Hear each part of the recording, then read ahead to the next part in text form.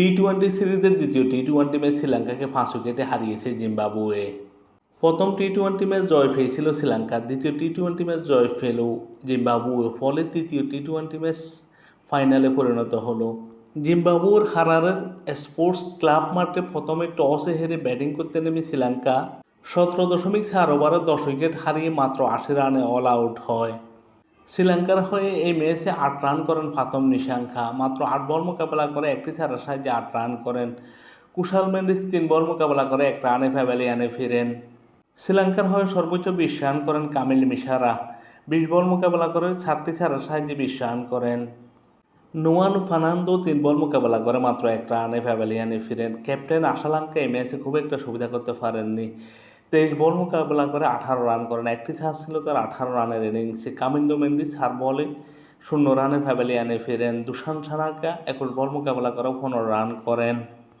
Dusan হেমন্ত 10 বল মোকাবেলা করে 7 run করেন। দুশমান সামিরা 2 বল মোকাবেলা করে কোনো রান না করে প্যাভিলিয়নে ফিরেন। মাহেশ থিকসেনা 12 বলে 6 রান করেন।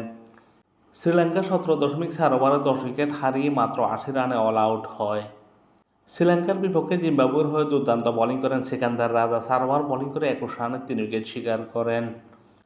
মুদারবানি 3 ওভার বোলিং করে 14 রানে 2 উইকেট শিকার করেন। শন উইলিয়ামস 4 ওভার বোলিং করে 19 রানে 1 উইকেট শিকার করেন।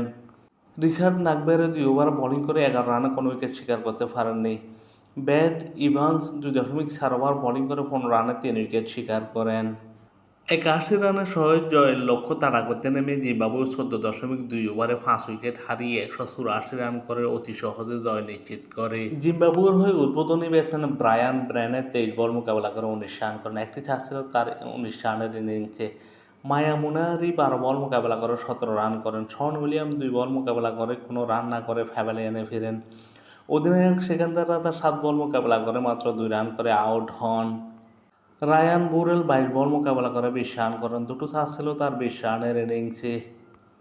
টনি মনিয়াঙ্গা 6 বল মোকাবেলা করে 3 রান করে প্যাভিলিয়নে ফিরেন। এই ম্যাচে জিম্বাবুয়ের হয়ে দুর্দান্ত ব্যাটিং করেন তাসিঙ্গা মুসাকিওয়া, মাত্র 14 বল মোকাবেলা করে 21 রান করেন, 3টি চার ছিল তার 21 রানের ইনিংসে।